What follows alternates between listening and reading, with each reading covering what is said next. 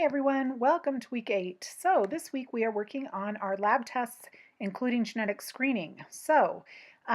Just a couple notes about those modules. As you know, Module 7 covers routine lab tests in pregnancy and RH incompatibility. You will find that pregnancy labs lesson, which consists of all the PowerPoint screens, helpful in Unit A. It's a PowerPoint with the highlights of all of the common lab discomforts on it, and it serves as the majority of your reading for that module. There's also highlights and some audios of lectures about RH incompatibility in Unit B. And I recently posted some additional information about direct and indirect Coombs tests as well as Kleihauer-Betke in the lecture for Unit B as well. The content from Module 7 Unit A is really important to you to know as you care for pregnant women.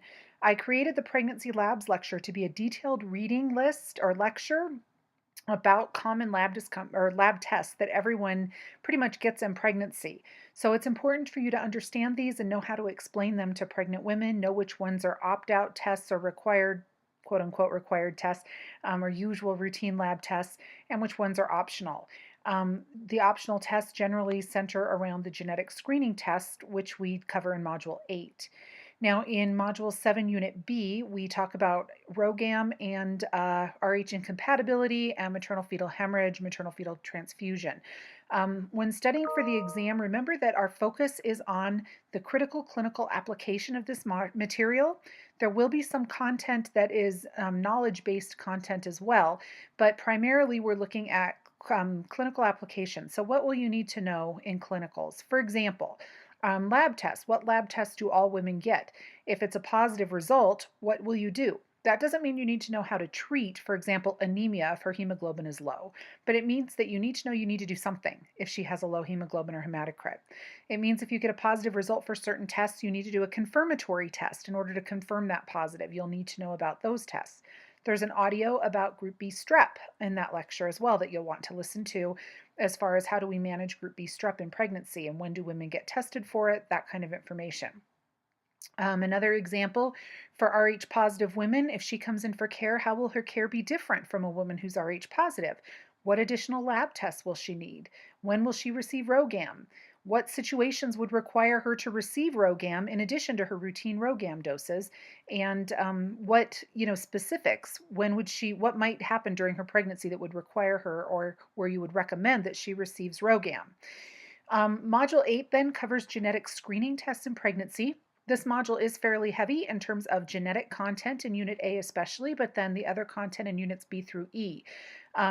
Now, Unit A covers different genetic information, so it's important for you to review that content, be familiar with it, because it is part of the core competencies. But as far as the exam, there will probably only be about 4 questions from Unit A on the exam. And if you focus on the University of Utah lecture that's in the lecture material, you will be fine. At some point, you still should go through and answer the study guide and be familiar with that because it is part of the ACNM core competencies. However, for this exam, we're focusing more on the clinical application, and that's where we discuss in Units B through E. So Module 8, Unit A will only have probably 4 questions, and they will be fairly general genetics type questions that hopefully you will be able to easily answer if you study that University of Utah lecture. I encourage you again to finish the complete study guide so that you'll have that with you when you study for comps and boards. Now, Module 8, Units B through E discuss how we offer and perform genetic screening tests in pregnancy. Remember, our goal is to teach women what they need to know to be the experts of their own pregnancy. This encompasses offering informed consent about genetic screening tests. You'll find the unit review questions helpful for you in identifying the information you need to know from these units. It'll be helpful to remember what information you need to share with women about each of these tests and the defects that they're associated with, and then make sure you know that information. How you discuss information with women is also important. So also knowing things like when you would offer additional screening or additional diagnostic tests, like amnio and CVS, is also important. And let's see, the exam for Modules 7 and 8 will open next Monday. It's Monday of week 9 at 8 a.m. It will close Friday of week 9 at 11:55 p.m. I know that some of you continue to be pretty busy with coursework and life circumstances, so please let me know before Friday of week 9 if you feel like you'll need an extension on that exam. And I will be posting the exam blueprint this week, so you'll know what to expect in terms of questions from which module and which unit. And please feel free to continue to post any questions you have in the forums, and we'll answer those. Also, be sure to listen to the open offices where we discuss the course content as well. If you have a question, I'm sure someone else has the same question, so please continue to post those in the forum because they're helpful for everyone.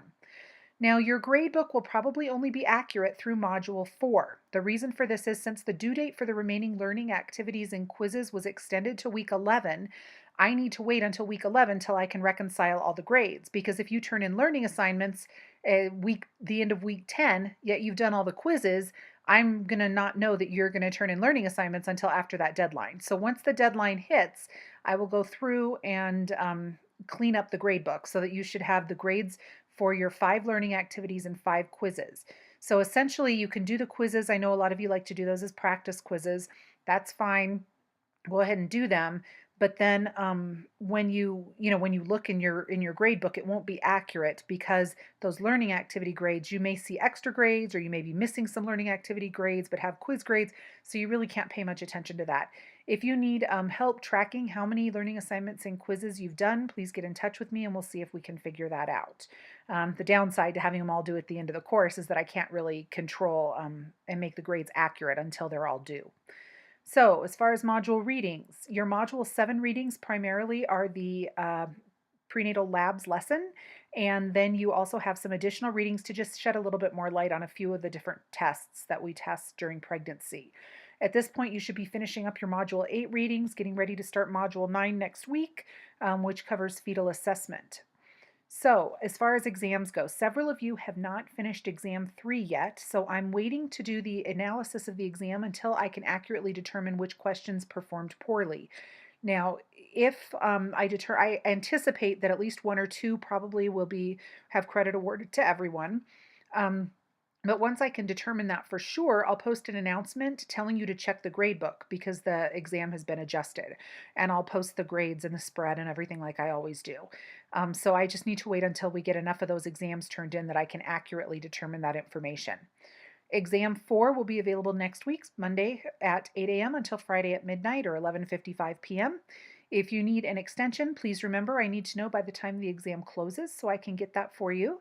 And please be sure and follow all the rules for taking secure exams. Remember to avoid exam violations, check the IT guidelines, the IT hours, so you take it when IT's there, all of those other things. I have had people with problems and who've needed IT, so it's been helpful that they were taking their exam during exam hours.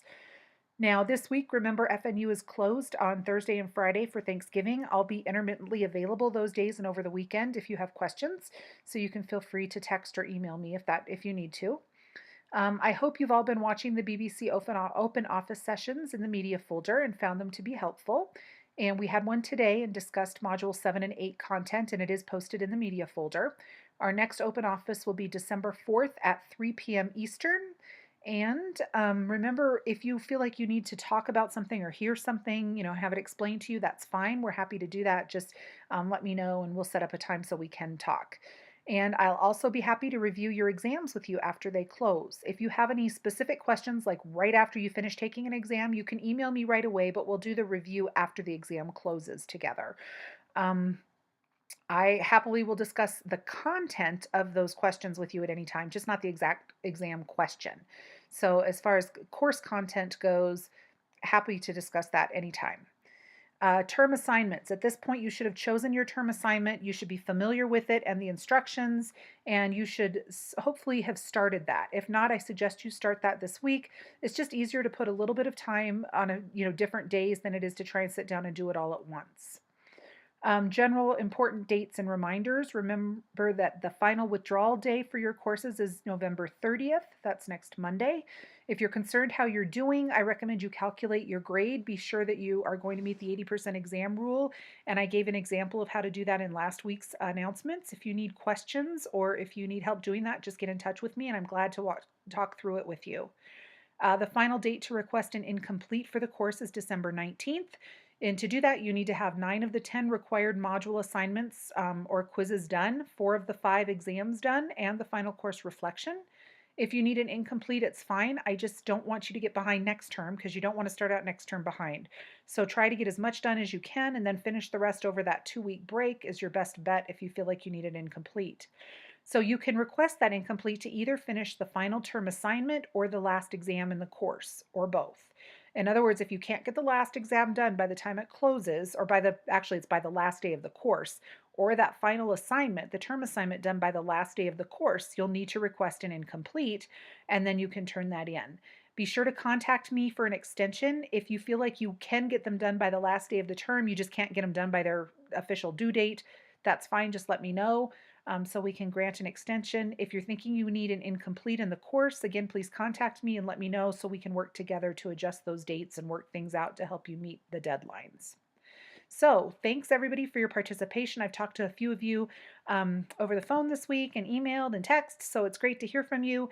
And if you have any additional questions, please be sure to post them in the forum or get in touch with me and we will be sure to address them. Thanks so much and have a great Thanksgiving.